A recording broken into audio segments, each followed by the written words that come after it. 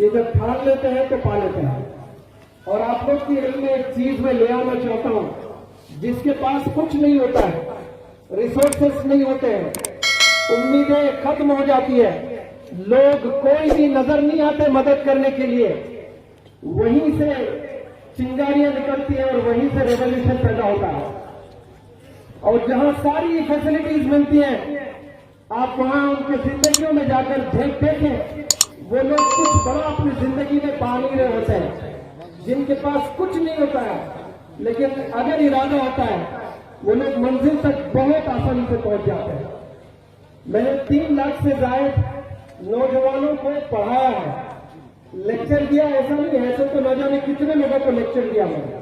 पढ़ाने का मतलब बाकायदा 1 महीना या 40 दिन पढ़ाया है 3 लाख नौजवानों को। और मैं नौजवानों से हमेशा कहता हूं, आप में से आधे से ज्यादा अपने किस्मत पे होते हैं कि मेरे पास पैसा नहीं है, मेरे वालिद ने अच्छी तालीम नहीं दी है, मुझे अच्छे स्कूल में मेरी तालीम नहीं हुई, गवर्नमेंट स्कूल में मैंने पढ़ाई की है। जो ऐसे किस्मत में रोने वाले हैं, वो एक दफा डॉक्टर एपीजे कलाम साहब की जिंदगी में झांके। वो भी तो ऐसे ही छोटे स्कूल में तालीम हासिल किए थे, वो भी घरों में जाकर न्यूज़पेपर्स डाला करते थे। उस वक्त में कोई हुकूमत, ना चेन्नई की हुकूमत, ना कोई इंडियन गवर्नमेंट उस वक्त में डॉक्टर एपीजे कलाम साहब के पास जाकर ये नहीं कहा कि बेटा ये उम्र न्यूज़पेपर डालने की नहीं है, ये उम्र किताब पकड़ने की है, ये उम्र पढ़ाई हासिल करने की है, तालीम हासिल करनी है आपने। किसी ने उनके पास जाकर ऐसा मोटिवेट नहीं किया। वो चिंगारी उनके पास में थी, वो तोप बनकर माशाअल्लाह पूरे दुनिया में कैसे फैले, वैसा प्रेसिडेंट पूरे वर्ल्ड में शायद आज तक पैदा नहीं हुआ। आपकी सिंप्लिसिटी, आपका विजन, आपकी पर्सनैलिटी, आपका कैरेक्टर, कभी कैंटीन में 2 सालन बनकर आ जाते। हमारे यहाँ दस्तरखान पे 4 साल में अगर आ जाए तो हम तो दबा के बैटिंग कर लेते हैं। डॉक्टर एपीजे कलाम साहब के दस्तरखान पर कभी 2 साल में आते तो पूछते कि क्या कोई त्योहार चल रहा है भारत में, ये 2 साल में क्यों है? कारण एक ही रखे, हजरत उमर की सुन्नत। शोरबे में गोश्त भी होता तो हजरत उमर रजी अल्लाह तआला ने 2 साल में माना करते थे उसको। हम तो एक ही सालन मानते हैं उसको। एक तो शोरबा होता है ग्रेवी और उसमें गोश्त होता है, उसे भी हजरत उमर रजी अल्लाह तआला ने 2 साल में माना करते थे, कभी 2 साल में नहीं खाते थे। वैसा मेहनत करके डॉक्टर एपीजे कलाम साहब ने कैसी बुलंदियों को छुआ है माशाअल्लाह। आप तमाम नौजवानों से मैं अपील करता हूं कि भले आप लोग इस पसमानदा ऐसी गुर्बत ज़दा जगहों पर अपनी तालीम हासिल कर रहे हैं या अपनी जिंदगी बसर कर रहे हैं, लेकिन मैं आपको यकीन दिलाने के लिए आया हूं, आप लोग बड़े अनमोल हैं, आप लोग प्राइसलेस है, आपका कोई प्राइस नहीं लगा सकता दुनिया में। आज जो लोग काम कर रहे हैं ना 10,000, 15,000, 20,000, इसके लिए कतन हम लोग पैदा नहीं हुए। हम लोग 15,000 बनाने के लिए पैदा नहीं हुए, हम लोग लोगों की खिदमत करने के लिए पैदा हुए। भले उसमें किसी को पैसा ज्यादा मिल जाए, किसी को कम मिल जाए, ये अलग सूरत है, लेकिन इंसानियत को हमने बनाने के लिए यहाँ पर दुनिया में इंसानों को अल्लाह ने भेजा है, इंसाफ करने के लिए भेजा है। और मैं नौजवानों को जब मैं अपील करता हूँ, मोटिवेट करता हूँ, मैं बताता हूँ, आपके पास अगर कुछ नहीं है, आप बिल्कुल भी हिम्मत ना हारे। अगर आपके पास में इरादा है और मेहनत करने का जज्बा है, तो आप कूड़े में भी पैदा हुए ना, तो आप कल को जाकर हीरा बन सकते हैं इंशाअल्लाह। सिर्फ आपके पास में वो इरादा होना चाहिए और वो अज़्म आप में पैदा होना चाहिए कि मुझे मंजिल तक पहुंचना है किसी भी हाल। लेकिन एक ऐसी बीमारी नौजवानों में आई भी है, और वो जैसे कैंसर इंसान को खा जाती है ना, वैसे कई बीमारियां इंसान को आज उनके करियर को तबाह कर रही है। जैसे हार्ट अटैक एक बीमारी है, ब्लड प्रेशर एक बीमारी है, वो इंसान को धीरे धीरे खत्म कर देता है। बिल्कुल उसी तरह डायबिटीज जो शुगर की बीमारी होती है, शक्कर की, वो भी इंसान की हड्डियों को भी बुला देती है। तो ऐसे कई बीमारियां हैं जो इंसान को मार देती है, खत्म कर देती है। बिल्कुल उसी तरह करियर को खत्म करने की कई बीमारियां हैं जो आज हम नहीं जानते। ये नौजवानों के हाथ में जितने फोन हैं, जो आज मुझे वीडियो ले रहे हैं, ये कैंसर के से कम नहीं है। बिलीव मी, कैंसर से कम नहीं है। ये आपके करियर को पूरा तबाह कर देता है। एक वक्त था गुनाह करने के लिए आपको बहुत मेहनत करनी पड़ती थी। वालिदैन से छुपकर, मोहल्ले वालों से छुपकर, गांव वालों से छुपकर, बुजुर्गों से छुपकर, उलमाओं से छुपकर, न जाने कहां कोनों में जाकर गुनाह करना पड़ता था। आज गुनाह करने के लिए इंसान को पहल करने की जरूरत नहीं है, अपने ही कमरे में बैठकर गुनाह किए जा रहे हैं। और ऐसा जिना, वो आंखों का जो जिना कर रहे हैं, उसके बाद करोड़ सजदे कर ले आप, वो सजदे अल्लाह के नजदीक काबिल कबूल सजदे नहीं है। सजदे काबिल कबूल कब होते हैं ये जानना बहुत जरूरी है। आप सब लोग नमाजें पढ़ते हैं, नमाजों में सजदे होते हैं, और हमारी 5 वक्त की नमाज रोज कबूल होती है नहीं होती है, ये तो बेहतर अल्लाह जानता है। लेकिन कल्ब, दिल पे भी कुछ पता चलता है ना कि मेरी दुआ कबूल हो रही है कि नहीं हो रही है, मेरी नमाज कबूल हो रही है कि नहीं हो रही है। आप पता कर सकते हैं कि मेरी नमाज में कितना इखलास है। अगर आपने 24 घंटे में एक भी झूठ नहीं बोला है, किसी को भी धोखा नहीं दिया है, अपनी आंखों का जिना नहीं किया है, तो समझना कि आपकी नमाजों में वो इखलास पैदा हो रहा है।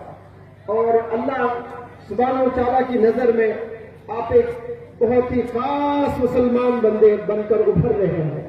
आज हम लोग नमाज भी पढ़ते हैं तो वो भी तादाद 100%, 5% रह गई है। 95% तो अल्लाह की आवाजें जो मीनारों से गूंजती हैं, they turn back here to the call of success.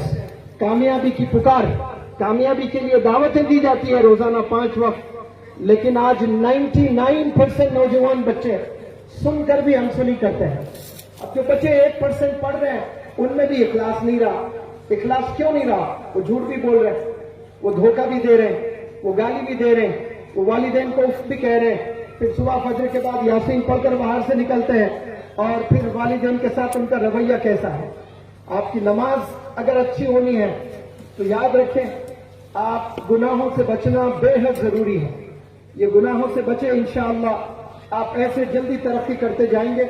और मैं वापस मेरी टॉपिक पर आऊंगा ताकि भूल ना जाऊं। मैं कह रहा था कि ऐसे पहाड़ी इलाके में, पसमंदा और गुर्बतज़दा ऐसे इलाके में आप लोग माशाल्लाह स्कूल चला रहे हैं। जिम्मेदारान को मैं सलाम करता हूं, बिलखुसूस अलहाज जो यहाँ के बानी हैं, गुलाम कादर साहब, माशाल्लाह गनीपुरी, मैं सल्यूट करता हूं आपके विजन को।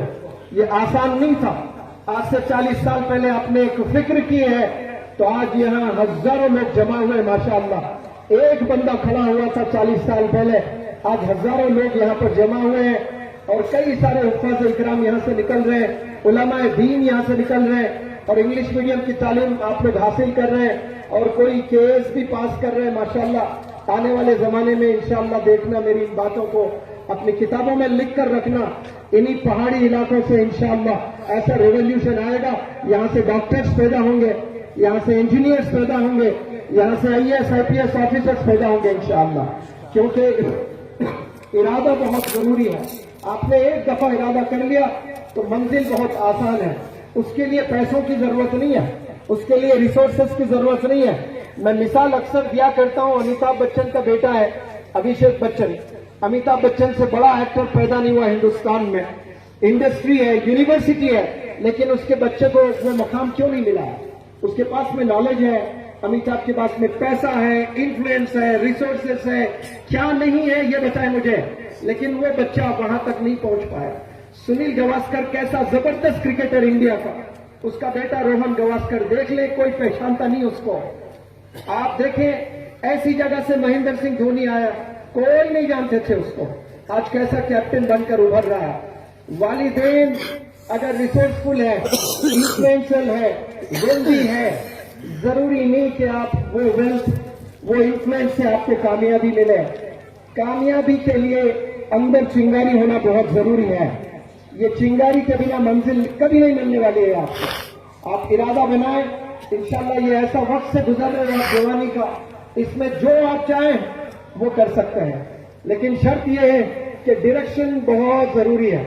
यहां कोई बंदा खड़े होकर मुझे बताए कि किसी के 17 फ्रैक्चर्स हुए हैं, 17 फ्रैक्चर्स हुए हैं, 7 सर्जरीज हुए हैं। एक लड़की की मैं कहानी आपके इल्म में ले आना चाहता हूं। राजस्थान सब लोग जानते हैं, रेती इलाका, रेत का रेगिस्तान, वहां एक छोटे से गांव में एक लड़की के 17 फ्रैक्चर्स हुए हैं। वो कभी गिरती तो हड्डी टूट जाती, हड्डी में जो बोन मैरो गुड होता ना वो बिल्कुल पतला। ऐसे कई लोग हैं जो कभी गफलत से भी गिरते हैं तो हड्डी टूट जाती है। हम गिरते हैं तो हड्डी नहीं टूटती क्योंकि हड्डी में गुद है, अल्लाह ने वो पावर दिया है। उस लड़की के 17 फ्रैक्चर्स हुए, 7 सर्जरीज हुए और हाइट उसकी बेचारी की इतनी, जो बौनी कहते हैं ना उर्दू में सुना आपने, जो बौना होता है, बौनी होती है इंग्लिश में, उसको ड्वार्फ कहते हैं, DWARF। बिल्कुल छोटे सर्कस में आप लोग देते, छोटे छोटे हाथ होते हैं, छोटे पैर होते हैं। तो वो उसकी बहनें भाई सब खानदान में वैसे ही थे। तो शौहर है उसका बाप, वो छोड़कर बीवी बच्चों को दिल्ली आ गया। तो माँ परेशान, बच्चे परेशान, क्योंकि सब बीमारियों में मुलविस है। तो जो शौहर ने छोड़कर, यानी अपनी बेटी को छोड़कर बाप दिल्ली आ गया, तो बात सुने आप लोग बड़े गौर से। माँ ने कहा बेटे से कि बेटा तूने बेसहारा छोड़कर मुझे, तेरी बीवी और तेरे बच्चों को छोड़कर तू दिल्ली चला गया और किसी से शादी कर ली तूने। खैर कोई बात नहीं, कम से कम ये 3-4 जो तेरे बच्चे हैं उनमें से एक बच्ची बहुत पढ़ना चाहती है, वो बच्ची को तू जरूर दिल्ली बुला और एजुकेशन दे। तो माँ होती है, माँ की बात उस बंदे ने सुनी और उस बच्ची को राजस्थान के छोटे गांव से दिल्ली बुलाकर स्कूल में दाखिला दिलवाया, गवर्नमेंट स्कूल में। पैसे वैसे तो नहीं थे, गवर्नमेंट स्कूल में वो लड़की पढ़ाई करती थी और इतने अच्छे नंबरात से पास होती थी। तो उसके सौतीली माँ को बड़ा जलन सा होता था। और उसकी भी एक बेटी थी जिसको स्टेप सिस्टर कहते हैं, हम उम्र। वो बच्ची अच्छे नंबरात से कामयाब नहीं होती, लेकिन ये जो कम खत की लड़की जो राजस्थान के गांव से आई, ये बड़े अच्छे नंबरात से कामयाब होती थी। अब ये देखकर तो उसे इतना जलन हसद पैदा हुआ है कि ये लड़की बहुत आगे जा रही है, मैं ऐसा खत्म नहीं होने दूंगी। उसने एक शर्त लगाया, इलेक्ट्रिसिटी की बिल बहुत आ रही है, 7 बजे के बाद यहाँ घर में कोई लाइट फैन नहीं चलेगा। तो वो लाइट बंद करना शुरू कर दी ताकि ये पढ़ाई ना करे। देखिए, जिसमें जुर्रत होती है, जिसमें इरादा होता है, जिसमें अज़्म होता है, वो अपने मिशन को कभी छोड़ते नहीं। तो वो बंदी क्या करी, सुबह 3 बजे जाकर पढ़ना शुरू किया, बाहर जाकर घर के सहन में बैठकर पढ़ाई करना शुरू की और अच्छे नंबर आने लगे उसको। अब ये देखा नहीं गया उसको, अब जुल्म करना शुरू किया। अब इतना जुल्म करना शुरू किया कि उसके पास में कोई ऑप्शन नहीं था, या तो वो जुल्म सहे या फिर वापस राजस्थान छोटे गांव चले आए। वो बहुत सोचकर एक कदम उठाया और वो कदम न राजस्थान की तरफ गया और न ही वो उस घर में रहकर उसने तालीम हासिल की है। वो अपने माँ बाप को छोड़कर वो एक स्लम में जाकर, यमुना विहार दिल्ली में है, वो स्लम में जाकर पढ़ाई, अपनी तालीम, अपना एजुकेशन उसने शुरू किया। और वो बच्चों को ट्यूशन पढ़ाकर वो अपने स्कूल की फी वगैरह दिया करती थी, या और मजीद किताबें खरीदना, पढ़ाई करना। और आप लोग के इल्म में मैं ये बात ले आना चाहता हूँ, बहुत गौर से सुने। वो ट्यूशन उसकी फी होती थी 10 रुपए, कोई 15 रुपए, कोई 20 रुपए लेता था। महीना उसकी कमाई होती थी 200 रुपए। वो 200 रुपए में वो पूरा महीना गुजारना होता था उसको। और वो 200 रुपए में वो स्कूल जाना, कॉलेज जाना, फिर 6-6 घंटे ट्यूशन पढ़ाना बच्चों को। और वो अपने एक इंटरव्यू में उसने बताया कि रोटी होती ना, वो रोटी 3-4 दिन की रोटी बना लेती बैक वक्त में, और पानी में डुबो करके वो रोटी खाती ताकि सालन बनाने में वक्त जाया ना हो। तो रोटी को पानी में डुबोकर, भिगोकर, सुबह में भिगोया, रात में आकर वो रोटी खाकर बच्चों को ट्यूशन पढ़ाकर वो 10th क्लियर किया, 12th क्लियर किया, फिर उसने ग्रेजुएशन क्लियर किया। और किसी ने उस लड़की से कहा कि हैदराबाद से कोई मशहूर ट्रेनर दिल्ली के इंडिया इस्लामिक कल्चरल सेंटर में पर्सनालिटी डेवलपमेंट वर्कशॉप कंडक्ट करते हैं, ये पब्लिक स्पीकिंग सिखाते हैं, ये कॉन्फिडेंस डेवलप करते हैं और ये इरादे डेवलप करते हैं लोगों में, आप जरूर अटेंड करें। तो वो लड़की आई बेचारी प्रोग्राम अटेंड करने के लिए। 20 दिन गुजर गए, उस लड़की में उतनी हिम्मत नहीं कि वो स्टेज पर आए, बात करे। एक दिन मैंने खूब जबरदस्त मोटिवेशनल लेक्चर दिया, तो वो लड़की ने हिम्मत जोड़कर 300 नौजवान बच्चे यूनिवर्सिटीज के थे वहां, दिल्ली यूनिवर्सिटी, जामिया इस्लामिया से, सब बंदे बैठे हुए हैं। वो हिम्मत जोड़कर बिल्कुल कोने से आकर स्टेज के दरमियान बीच में आ गई और माइक लेकर खड़ी हुई। 1 मिनट तक उसके हलक से आवाज नहीं निकल रही थी। तो मुझे बड़ा दर्द हुआ है। लोग 350 जो बच्चे बैठे हुए थे, 300 के 300 बच्चे इसकी चाल को देखकर, इसके खत को देखकर हंस रहे थे और वो उसके हलक से आवाज नहीं निकल रही थी। तो मुझे डर लगा कहीं ये लड़की दिल पे तो ना ले ली। सब लड़कियां लड़के हंस रहे थे इस पर। 1 मिनट के बाद उसने माइक खरीद किया और 300 जो बंदे बैठे हुए थे वो बंदों से मुखातिब होते हुए उस लड़की ने कहा, you can laugh, you all are my friends, you all are my classmates, you can laugh. आप सब लोग मेरे क्लासमेट्स हैं, आप लोग हंस सकते हैं, जितना हंसना चाहें उतना हंस सकते हैं। I have no issues, I have no problem at all. मुझे कुछ नहीं होने वाला है, आप लोग हंसे अगर मुझ पर, जितना हंसना चाहें आप हंस लें। आप लोग सिर्फ 300 लोग हैं और ट्रेनिंग के 20 दिन बचे हैं। आप अगर चाह भी ले तो मुझ पर और मजीद 20 दिन हंस सकते हैं। But I do not want the rest of the world to laugh at me for the rest of my life. उसने कहा, मैं नहीं चाहती कि पूरी जिंदगी लोग, पूरी दुनिया वाले मुझ पर हंसते रहें। ये जो 300 लोग 20 दिन मुझ पर हंसेंगे मैं बर्दाश्त कर सकती हूं, लेकिन जिंदगी भर पूरे दुनिया वाले मुझ पर अगर हंसते रहे ये कतन में बर्दाश्त नहीं कर सकती है।